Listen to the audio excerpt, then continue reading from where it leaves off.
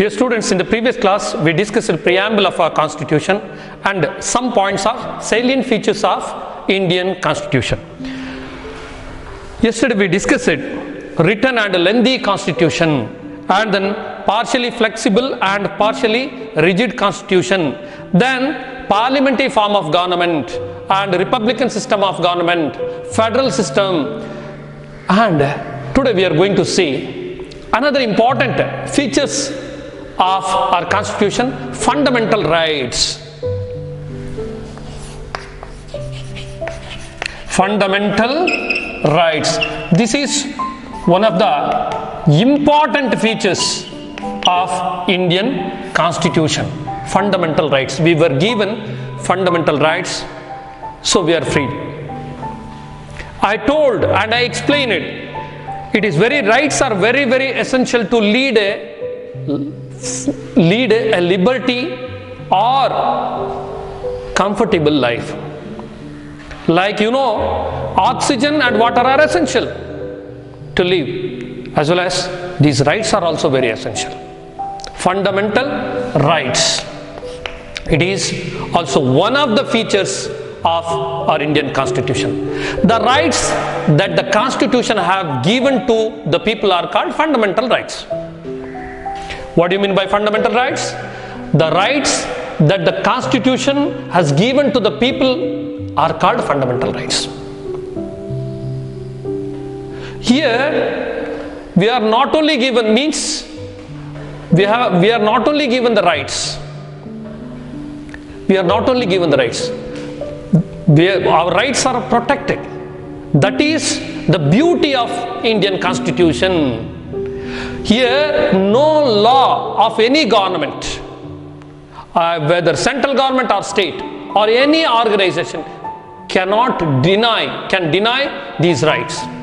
No law of any government, central or state or any organization can deny these rights. Means no one can deny these rights, fundamental rights. If the fundamental rights are taken away from you, if the fundamental rights are confiscated by you, if the fundamental rights are endangered, the citizen can directly appeal to the High Court or the Supreme Court. In that way you are protected. In that way fundamental rights are protected. I already expressed it. No law of any government, central or state or any organization can deny these rights. If the fundamental rights are taken away or endangered, the citizen can directly appeal to the High Court or the Supreme Court. These rights are listed in the third part of the Constitution. Here we can call the Supreme Court is the protector of fundamental rights.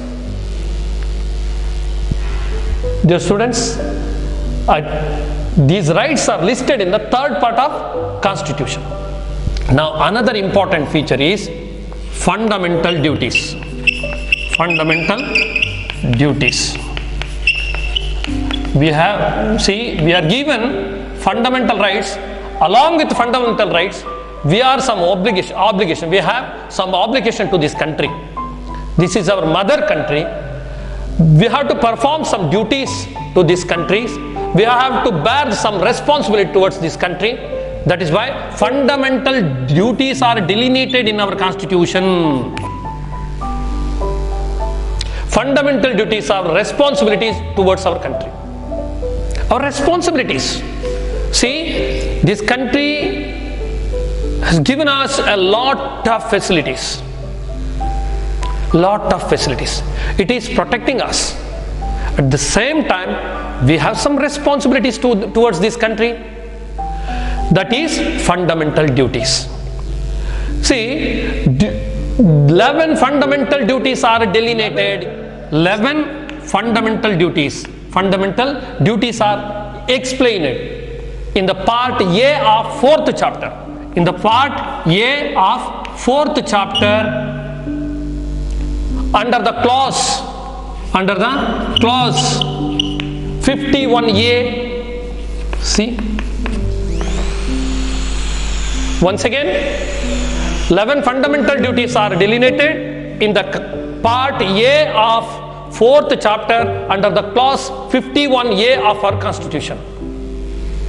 Then through the 86th amendment to the constitution in 2002, it has been made duty of parents to provide compulsory education to their children aged between 6 to 14 years.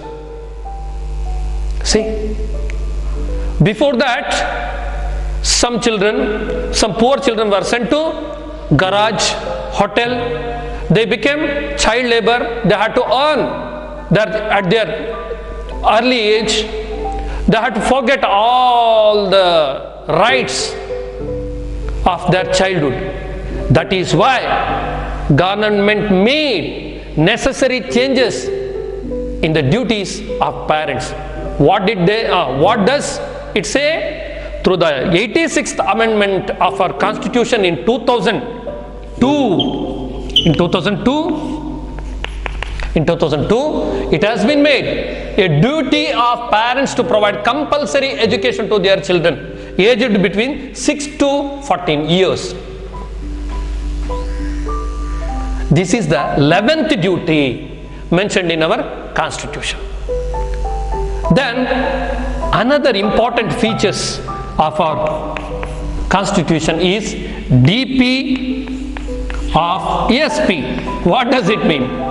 DP of SP, Directive Principles of State Policy.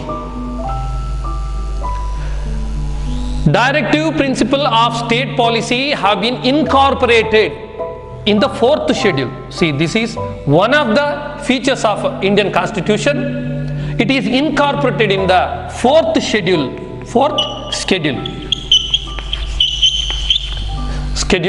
of our constitution. These principles have been adopted from Irish constitution. See, I already told you and explained you, Indian constitution is the amalgamation of various good things of various constitutions. It is a blend of good things of various constitutions. Similarly, we borrowed good ideas, that is called, directive principles of state policy from Irish constitution. They are the basis for the establishment of social and economic equality. See, what we call the welfare state concept that we can derive from directive principles of state policy. They are the basis for the establishment of social equality as well as economic equality. They are the basic principles required for the administration of the country. See, the DPSP, what I told, Directive Principles of State Policy, contains ideals. Ideals are also very important to lead a government or a country. This is the country of poor people. That is why directive principles of state policy is necessary. It is guiding light. Yet the government cannot be questioned by a court of justice if it does not implement them. See, if government doesn't implement them, we cannot question the government in any court of justice. This is an optional. Directive principles of state policy is an optional. Next, when the government frames new laws, it should pay attention to directive principles of state policy. See, whenever government goes to frame a constitution, new laws, new bills, that should keep in mind of DPSP, Directive Principles of State Policy. Whenever it goes to create a new bill or law, it has to keep in mind these principles. Another important point is, see, another important salient features of our constitution is independent and centralized judiciary system. See, our judiciary is independent. It is not under any influence. It is not under legislature. It is not under any executive, any military, any. It is an independent organization. The very next point is, next important character is independent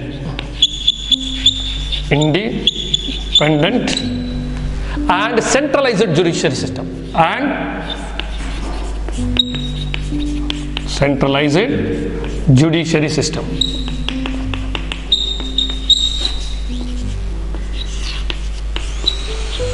Okay.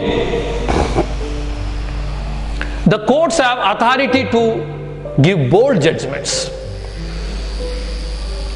because our judiciary is independent and centralized.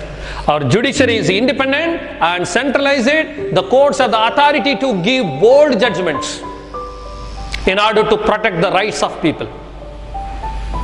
That is another important features of our constitution. If the judiciary system becomes weak, nobody will protect our rights. Because of this independent central judiciary system only, we are enjoying all the privileges, all the fundamental rights. This is another important features of Indian constitution. Neither the legislature nor the executive has the right to interfere or intervene with the working of judiciary. No, see, already I explained it. No executive or legislature cannot intervene in the working of the judiciary system. Here the Supreme Court is the highest court in the land, which is the Supreme Court. Supreme Court is the highest, or it is the apex court, highest court in the land. All high courts and all subordinate courts function under Supreme Court. Another important features or characteristics of Indian Constitution is single citizenship. Single citizenship. See, children, if you go United States of America, that the people of United States of America, they are enjoying dual citizenship. One is for state and another one for the country. But in India, there is only one citizenship, that is called single citizenship.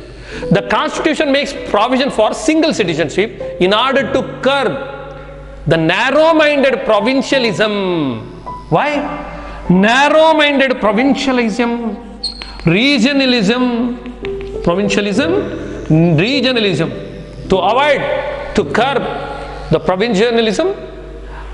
Instead of that, the single citizenship promote nationalism. Now, why was single citizenship introduced in India? In order to curb the narrow-minded provincialism and to promote nationalism, single citizenship has been introduced. The citizens of this country have the same rights, irrespective of their place of birth or residence. See, if you are Kannadiga, you can go Kerala or Tamil Nadu or Maharashtra, Telangana, Seemandhra. The same right you enjoy even in Kerala, Karnataka, Tamil Nadu, Seemandhra or Maharashtra. The citizens of this country have the same rights irrespective of their place of birth or residence. This is another benefit of single citizenship. Now you come to know the benefit of independent and centralized judiciary system. Now we are going to see another important salient feature, that is adult franchisee.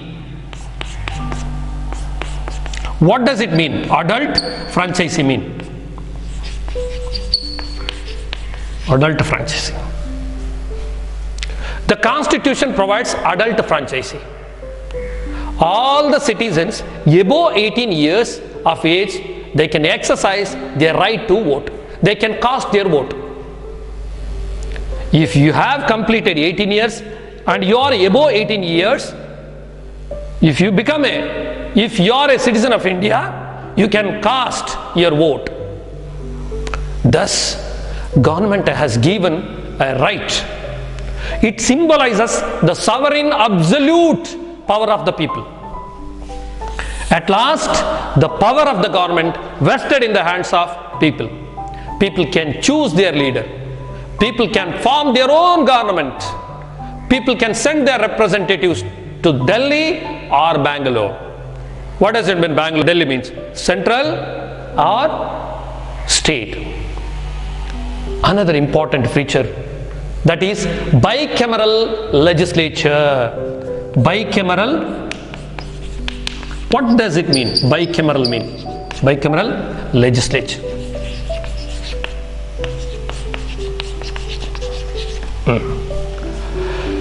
The central legislature is called Parliament, Sansad. That Sansad consists of two houses. One is upper house. See, the Parliament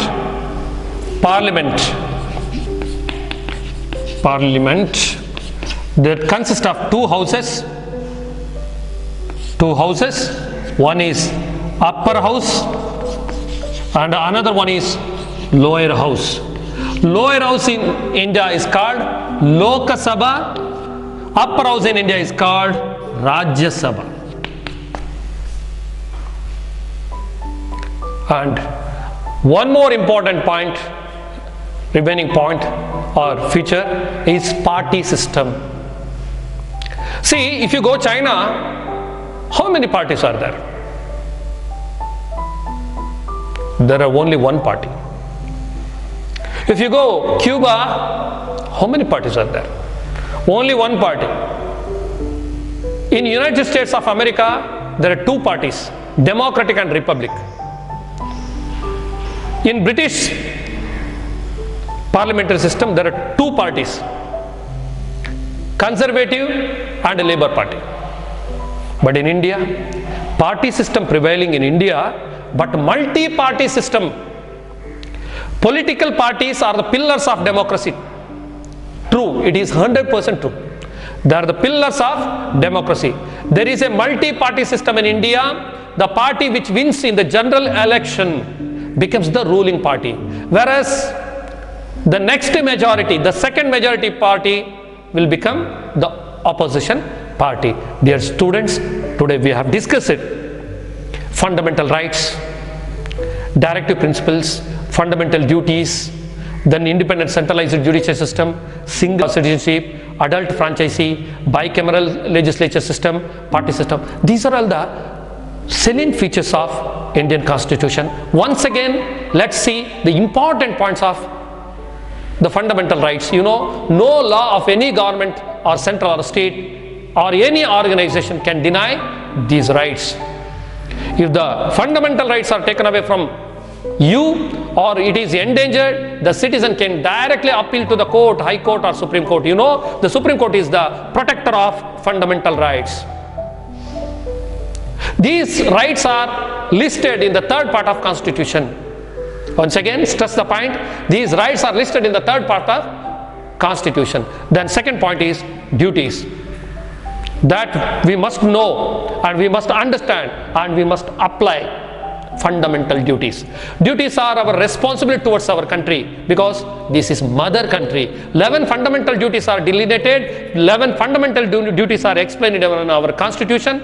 In the part A of 4th chapter under clause 51A of our Constitution, through the 86th amendment to the Constitution in 2002, it has been made the duty of parents to provide compulsory education to the children aged between 6 to 14 years. This is the 11th duty in the Constitution. Which is the 11th duty in the Constitution? No. Next, directive principles of state policy, DP of SP. That we borrowed from, that idea we have borrowed from Irish Constitution. Already told, the Indian Constitution is amalgamation or the blend of beautiful things of various constitutions of the world. that that is an optional. The government cannot be questioned by a court of justice if it does not implement them. Then it is guiding light. When the government frames a law, it should pay attention to the directive principles of state policy. Then independent and central judiciary system, it is 100% correct. Neither the legislature nor the executive has the right to interfere or intervene with the working of judiciary. Then Supreme Court is the highest authority, and all high courts of the country and subordinate courts come under Supreme Court. Then single citizenship. See, to curb the provincialism, to curb the regionalism, our country introduced single citizenship. That India is known for diversity, regional diversity, geographical diversity, then population, the culture, dress pattern, food pattern. See, that is why the Nehru said India is melting pot. India is melting pot. What does it mean? If you put Punjabi to that pot, he becomes an Indian. You put Kannadiga to that pot, he becomes an Indian. See, that is why he told India is melting pot. To uphold the nationalism, they introduced single citizen. Then adult franchisee, we have given the right to cast our vote. Thus, we are the kingmakers. We are the kingmakers means the citizens are the kingmakers. Then party system. India has the multi-party system, and we have seen two-party system in duo-party system in United States of America and United Kingdom. That means Britain. Then single-party system in China, single-party system in Cuba. But in India, multi-party system. Multi-party system. They are the pillars of the democracy. The success of democracy lies in the good political parties. Dear students, this is very, very important. Being a citizen of this country, our role is very important to know the Constitution in brief. I hope you will go through the Constitution and learn all the salient features of our Constitution. Sai Ram.